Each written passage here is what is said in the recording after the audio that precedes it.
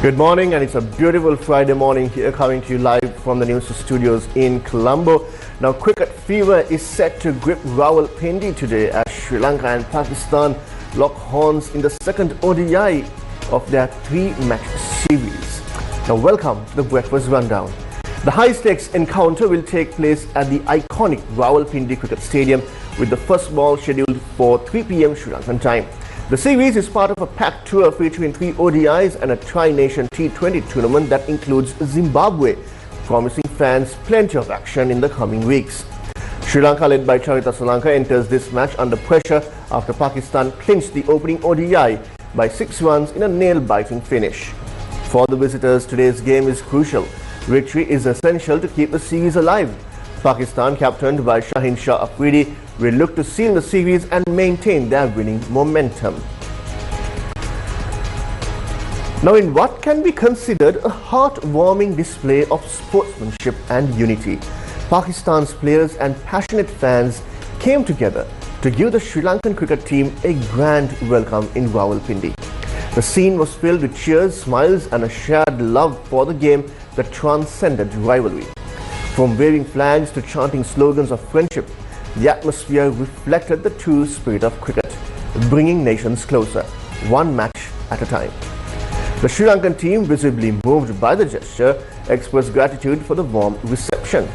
Social media is buzzing with videos and photos of fans greeting players at the stadium, providing that cricket is more than just a sport. It's a bridge between cultures. Rawalpindi witnessed a powerful moment of cricket diplomacy as Pakistan Cricket Board Chairman Mohsin Naqvi visited the Rawalpindi Cricket Stadium to personally oversee preparations for the ongoing Sri Lanka tour. Accompanied by Sri Lankan High Commissioner Fred Seniviratne and Minister of State for Interior Thalal Chowdhury, Naqvi reviewed the security arrangements and met with law enforcement personnel stationed at the venue. Expressing his appreciation for their dedication, Naqvi lauded the security teams for ensuring a safe environment for international cricket. He then met with Sri Lankan players, extending heartfelt gratitude for their decision to continue the tour despite challenges. Now, calling the occasion a victory for peace and a testament to the enduring friendship between Sri Lanka and Pakistan, Naqvi emphasized that cricket remains a powerful bridge between nations. The visit also saw the presence of top officials, including the Chief Commissioner of Islamabad, Commissioner of Rawalpindi, IG Islamabad Police, and senior law enforcement leaders, underscoring the collaborative effort to make the series a success. Now, international media is also reporting that Pakistan has deployed army and paramilitary forces to safeguard the Sri Lankan cricket team following a deadly suicide bombing in Islamabad that raised serious concerns during their ongoing tour. The announcement was made by Interior Minister Mohsin Naqvi, who also serves as the PCB chairman. During a live briefing to the State Senate on Sunday, he said that, on Thursday, he said that Pakistan Army, Rangers and Islamabad Police are now jointly managing security for the Sri Lankan team. They are being treated with the same protocol as state guests. Now, Naqvi revealed that the decision for Sri Lanka to continue its tour came after intense diplomatic engagement between the two nations. Now, the International Monetary Fund, or the IMF, says its executive board is expected to meet in the coming weeks to finalize the 5th review of Sri Lanka's Extended Fund Facility, or EFF arrangement, a decision that will unlock $347 million in financing. Julie Kozak, the IMF's communications director, made this comment in response to a question that I posed last night at a press briefing in Washington, D.C. Okay, so on Sri Lanka, on October 9th, about a month ago, a little over a month ago, IMF staff and the Sri Lankan authorities reached a staff-level agreement on the 5th review of Sri Lanka's EFF arrangement with the fund. Once the review is approved by the IMF Executive Board, Sri Lanka will have access to about $347 million in financing. We do expect the board meeting to take place in the coming weeks. And Zulfick, on your specific question on the budget and reforms, what I can say on the budget is that the staff are reviewing the published budget documents to evaluate whether the 2026 budget is in line with the program parameters. And of course, this assessment will be an important part of the review that will be discussed by the board in the coming weeks. With respect to the structural reforms that will be key to lifting, the structural reforms are going to be key for further increasing Sri Lanka's potential growth. Let me highlight just a few areas where we think reforms are needed or should continue. So it's continuing efforts on liberalizing trade and facilitating related reforms, improving and streamlining regulations around FDI.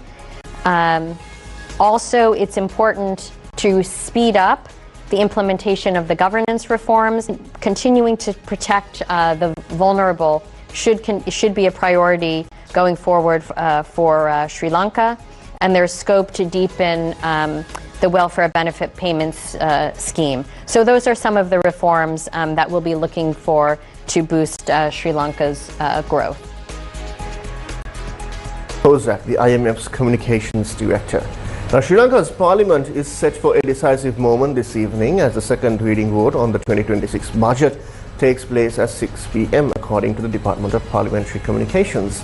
The budget presented on November 7th by the President has been under debate for the past 6 days, now marking one of the most closely watched fiscal discussions in recent years. Now, today's vote will determine whether the budget advances to the committee stage for detailed scrutiny. The committee stage debate is scheduled to begin tomorrow and will run for 17 days, concluding on December 5th, when the third reading vote will be held at 6 p.m. on that day. This budget is seen as a crucial blueprint for economic recovery and structural reforms. Now, diplomatic ties strengthened as 5 newly appointed envoys formally presented their letters of credence to President Anura Kumara Dissanayake at the Presidential Secretariat. The group included 3 ambassadors and 2 high commissioners representing countries across multiple continents. Now, here are the envoys. Isabel Marie Catherine Martin, High Commissioner of Canada, based in Colombo. Rebe Jacob de Boer, Ambassador of the Kingdom of the Netherlands, who will also be based in Colombo. Then we have Matthew John Duckworth. Duckworth is the High Commissioner of the Commonwealth of Australia, who will also be based in Colombo. Then Abd Noor Khalifi, Ambassador of the People's Republic of Algeria, who will be based in New Delhi. Benedict Huijskolsten, Ambassador of the Republic of Iceland, will also be based in Delhi. Now, President Anura Kumara Dissanayake welcomed the diplomats and expressed his commitment to strengthening bilateral relations. Sri Lanka's fight against corruption has intensified, with 67 public officials arrested this year on bribery-related charges, according to the Commission to investigate allegations of bribery or corruption. The majority of those arrested are police officers, accounting to 21 cases. The Commission revealed that it has received nearly 6,000 complaints related to bribery incidents so far this year. Meanwhile, 276 cases are currently under judicial review. Now, Anuradhapura's law enforcement has uncovered yet another significant cache of ammunition during a special operation near the Hurulugaba bathing area. The operation, carried out yesterday evening by officers of the Anuradhapura Police Special Task Force, was part of a continued search following a previous discovery at the same location on the 11th. During that sweep, officers recovered 46 rounds of .356 ammunition, 12 GPMG rounds and 8 empty 9mm bullet casings. Police confirmed that the operation was launched after the earlier recovery raised suspicions of additional hidden caches in the vicinity. Now, in news overseas, the BBC has officially apologized to US President Donald Trump for a panorama episode that sliced parts of his January 6, 2021 speech together, but rejected his demands for compensation. The corporation said the edit had given, quote, the mistaken impression that President Trump had made a direct call for violent action, unquote, and said it would not show the 2024 program again. Lawyers for Trump have threatened to sue the BBC for $1 billion in damages unless the corporation issues a retraction, apologizes, and compensates him. The fallout from the scandal led to the resignations of BBC Director General Tim Davie and Head of News Deborah Turness on Sunday. Now finally, the Met Department has forecast continued rain across Sri Lanka today, driven by a low-level atmospheric disturbance developing east of the island. Northern and eastern provinces will experience intermittent showers throughout the day, while north central, Uva and Hambantota districts are also likely to experience rainfall. No elsewhere showers or thunder showers are expected after 1 p.m. with fairly heavy rainfall exceeding 75 millimeters possible in the western, Samaragamu, central, southern and Uva provinces, as well as in the Ampara and Batticaloa districts. And that brings an end to this week's edition of the Breakfast Rundown with me, Zulfick Farzan. We will meet you again next week. And until then, have yourself an amazing and blessed weekend.